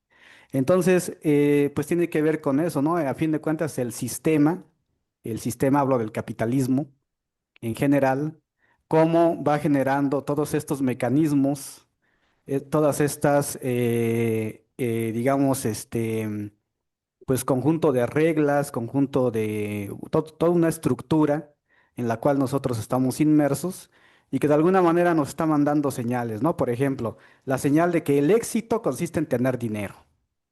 Eso nos están bombardeando todos los días a través de mensajes, incluso a través del cine, a través de la literatura, a través de la música. ¿No? El fútbol, para hablar del tema de hoy en día, ¿no? Que además el fútbol, como vemos, pues ya no es el deporte popular que era antes, ¿no? Que hace varias décadas el fútbol era todavía, pues, donde de mayor acceso a las masas, digamos, pues, no se necesitaba mucho dinero para ir al estadio y ver un partido, pues hoy en día eso ya se acabó. Ahora ya es nada más, digamos, pues de ciertos sectores de altos ingresos, ¿no? Es decir, es curioso, ¿no? Estuvieron ahí enviando algunos memes, ¿no? De la inauguración aquí en México, y algunos decían algo así como, decían que en México fue la inauguración del Mundial en el estadio, pero sin mexicanos. ¿No? Es decir, pues así fue, ¿no? O sea, muchos extranjeros. En el caso de los mexicanos, pues sí, pero de los de altos ingresos. No estamos hablando de la gran mayoría. Y los demás, pues en su casa, ¿no? Estuvieron ahí, estuvimos encerrados allí en 2 horas por lo menos, viendo el partido, pues porque no nos alcanza para ir al estadio e ir y estar ahí directamente, ¿no? Entonces, bueno, pues todo esto está generado por el capitalismo. Eso es capitalismo. Entonces tiene que ver con todo esto, ¿no? O sea, todo el contexto del sistema en general, y dentro de ese contexto, pues están inmersas las diferentes organizaciones. Entonces, ahí yo creo que ya de entrada, pues hay un choque, ¿no? Eh, eh, También, bueno, otra cosa que quería mencionar es que sí tiene que ver mucho, tú lo mencionaste, tiene que ver mucho el origen de dónde viene, de qué contexto viene, por ejemplo, un empleado, un trabajador, la función que va a cumplir, ¿no? Esto que le llamas condiciones iniciales es muy importante. Porque pues no es lo mismo la formación de un trabajador que viene de bajos ingresos que un trabajador que viene, digamos, de medianos ingresos. Es otra cosa.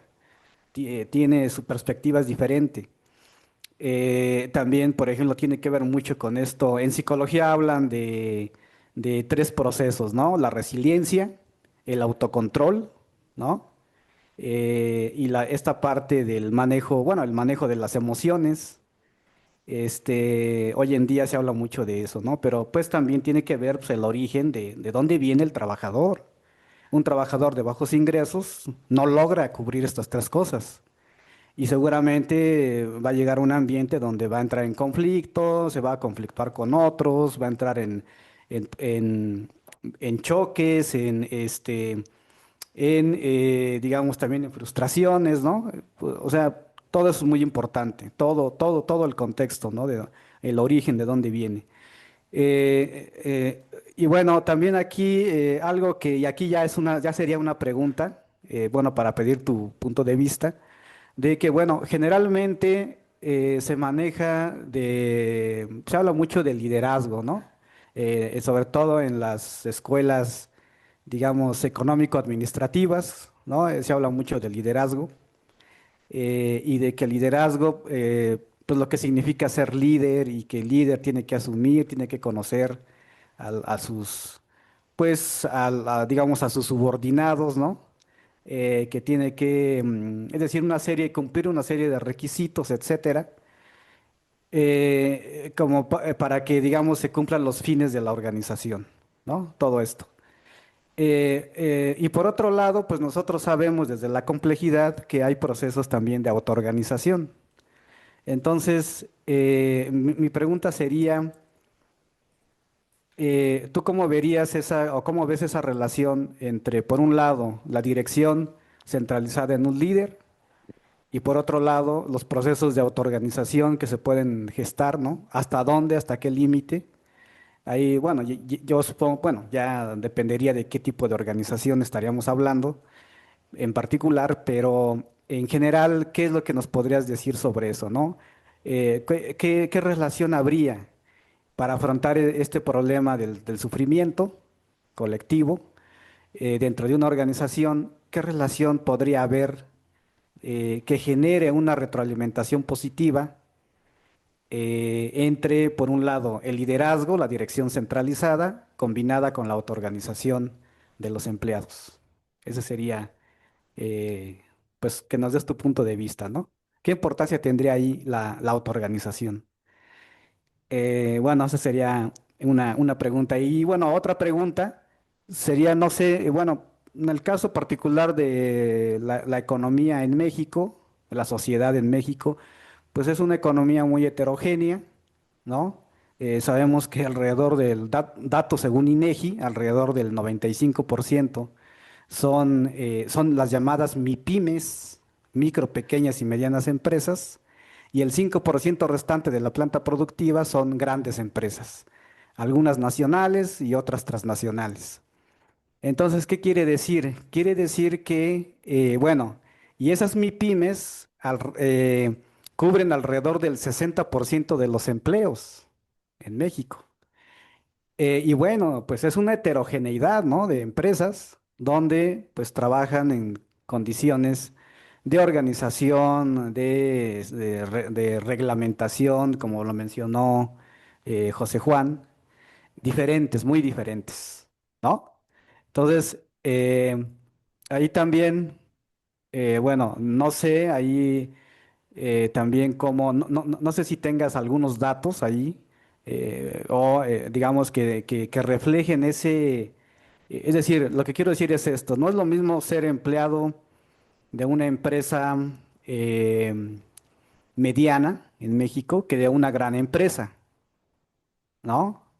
Por ejemplo, del grupo Bimbo. No es lo mismo, ¿no? O de un trabajador que trabaja en una microempresa, en una panificadora, por ejemplo, de la esquina.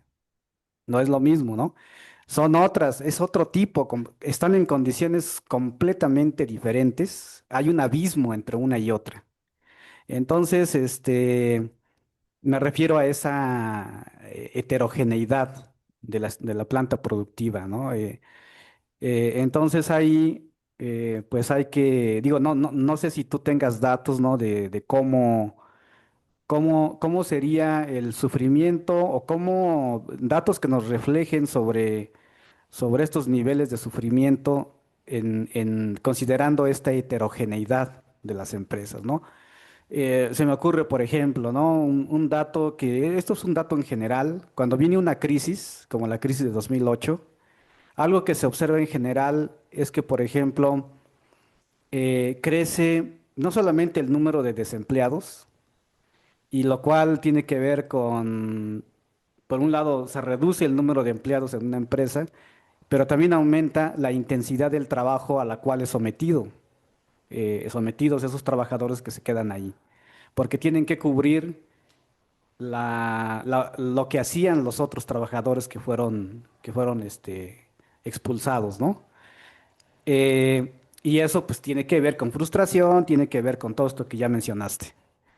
Eh, y también, pero por otro lado, también un dato en general que a veces yo he revisado esos datos es que crece, por ejemplo, el número de suicidios, ajá, a nivel de un país. Crece el número, en las épocas de crisis crecen los suicidios.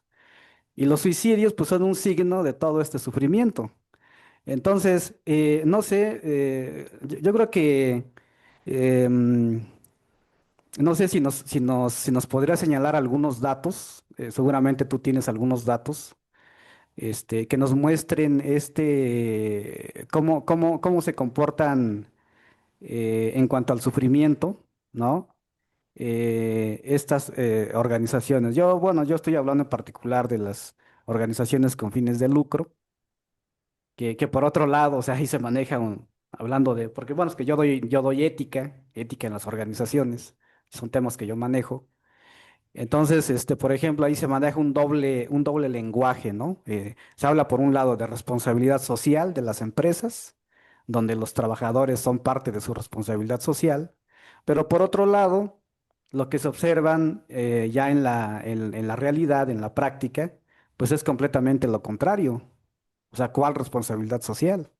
A veces esto de la responsabilidad social solamente se usa como un escaparate publicitario para proyectarse al mercado, ¿no? Entonces hay una especie de doble moral, doble lenguaje en el sentido de la responsabilidad social.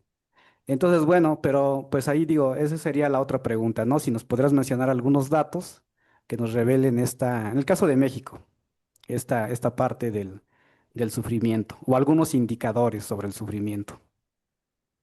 Gracias. Gracias. Bueno, datos como tal ahorita no tengo. Y esta parte que mencionas, pues es algo que yo ya anoté para estar checando. En realidad, este tema, pues apenas lo estoy como desglosando y estos aspectos que ustedes me están diciendo, pues los estoy anotando, ¿no? Como para mejorarlos. Yo no, o sea, de las redes que les di es de una organización grande, pero sí tendría que verificar los datos chicos. Sin embargo, por medio de las investigaciones que hacen mis alumnos en microempresas, es que he podido ver que a lo mejor el sufrimiento pues sigue siendo como muy estándar en esa parte. Un dato duro como tal no lo tengo, pero pues lo voy a investigar. En la otra parte que comentas de liderazgo y la autoorganización, lo que pasa es que los actores, como les había comentado, de Grosser y Friedberg, pues siempre están como o sea, no se quedan con los brazos cruzados. Tampoco quiere decir con esto que el sufrimiento se va a dar y la gente no va a hacer nada. Sufren, pero siempre hay una reacción, o sea, no es, o sea, generalmente el ser humano cuando tiene algo, no es que se quede sin hacer nada, sino que busca la forma de cómo reaccionar. Puede reaccionar pacíficamente o puede hacerlo de una manera que se vea mucho más grande la reacción. Eh, si ellos se pusieron, o sea, si los actores cuando tienen esta parte de la autoorganización, considero que, y sobre todo porque yo lo vi en una gerencia, se autoorganizaron para sacar al jefe. Entonces, eh, o sea, cómo puede pasar que sí, de repente, personas que podríamos pensar que no tienen nada afín, se unen para hacer o sea, no quiero decir para hacer un mal, sino para lograr un objetivo, ¿no? En este caso, quitar a alguien. ¿Y qué hicieron? Pues como, o sea, como que el jefe no podía dar las instrucciones correctas y ellos empezaron a trabajar, a autoorganizarse para trabajar y que el área no desapareciera, no porque el jefe se los pedía, sino porque ellos así lo hicieron. Entonces, por ejemplo, ahí podría ser un ejemplo de esta parte que mencionas del liderazgo y de la autoorganización en los sistemas complejos. Es, o sea, es extraordinario ver cómo porque había gente que no se hablaba, o sea, que no se llevaba, pero al momento de poder unirse para lograr este objetivo de sacar al jefe, sí se hablaron, o sea, por eso digo, es impresionante esta parte, hasta dónde puede llegar el ser humano, ¿no? Y bueno, como bien mencionas, un buen líder pues nunca deja de aprender. Es que ser un buen líder no es nada más el hecho de tratar bien a los empleados, es saber gestionarlos y detenerlos en el momento en que también consideras que esto va a pasar, ¿no?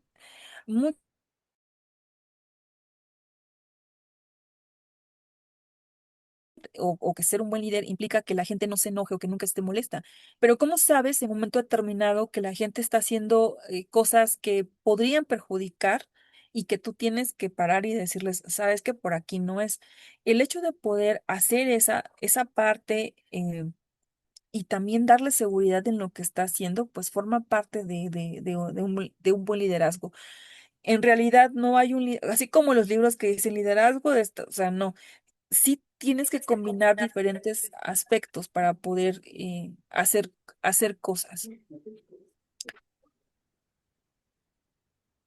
Carmen, muchas gracias por todos tus comentarios, por tu presentación. Bueno, ya llegamos al tiempo de cierre de la sesión. Ok, Eh, pero agradecemos todo el material que nos presentaste y bueno, ya tendremos otra oportunidad para seguir platicando de estos temas. sí, muchas Entonces, gracias a bueno, todos por sus comentarios. Hasta luego. hasta luego, que estén muy bien. Gracias. Bye.